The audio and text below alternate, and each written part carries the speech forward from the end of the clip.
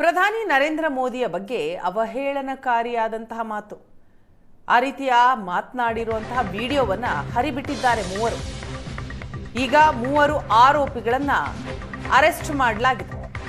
ಮಡಿಕೇರಿಯಲ್ಲಿ ಮೂವರು ಆರೋಪಿಗಳನ್ನು ಅರೆಸ್ಟ್ ಮಾಡಿದ್ದಾರೆ ಪೊಲೀಸರು.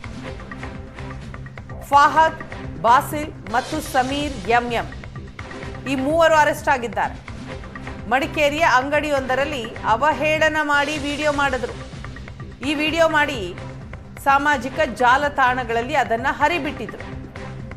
ವಿಡಿಯೋ ಹರಿಬಿಡ್ತಾ ಇದ್ದಂತೆ ತೀವ್ರ ಆಕ್ರೋಶ ಕೂಡ ವ್ಯಕ್ತವಾಯಿತು. ಸ್ವಯಂ ಪ್ರೇರಿತ ಪ್ರಕರಣ ದಾಖಲಿಸಿಕೊಂಡಂತಹ ಪೊಲೀಸರು ಮೂವರನ್ನು ಅರೆಸ್ಟ್ ಮಾಡಿದ್ದಾರೆ. ಸುಮೋಟೋ ಕೇಸ್ ದಾಖಲಿಸಿದ ಪೊಲೀಸರು ಮೂವರನ್ನು ಕೂಡ ಅರೆಸ್ಟ್ ಮಾಡಿದ್ದಾರೆ, ಒಳಗೆ ಹಾಕಿದ್ದಾರೆ. ಪ್ರಧಾನಿ ನರೇಂದ್ರ ಮೋದಿ ಅವರ ಬಗ್ಗೆನೇ ಅವಹೇಳನಕಾರಿಯಾಗಿ ಮಾತನಾಡಿರುವಂತಹ ವಿಡಿಯೋ ಸೋಷಿಯಲ್ ಮೀಡಿಯಾದಲ್ಲಿ ಹರಿದಾಡಿರುವಂತಹ ವಿಡಿಯೋ ಗಮನಿಸಿದಂತಹ ಪೊಲೀಸರು ಸುಮೋಟೋ ಕೇಸ್ ಹಾಕೊಂಡು ಅವರನ್ನು ಅರೆಸ್ಟ್ ಮಾಡಿದ್ದಾರೆ. ಯಾಕೆ ಈ ರೀತಿ ವಿಡಿಯೋ ಮಾಡಿದ್ದಾರೆ ಅನ್ನೋದು ಇನ್ನಷ್ಟೇ ಗೊತ್ತಾಗಬೇಕು.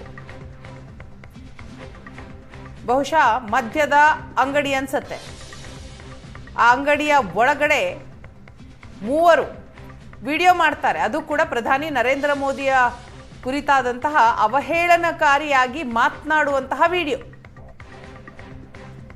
ಫಾಹದ್, ಬಾಸಿಲ್ ಮತ್ತು ಸಮೀರ್ ಈ ಮೂವರನ್ನ ಸದ್ಯ ಪೊಲೀಸರು ಅರೆಸ್ಟ್ ಮಾಡಿದ್ದಾರೆ.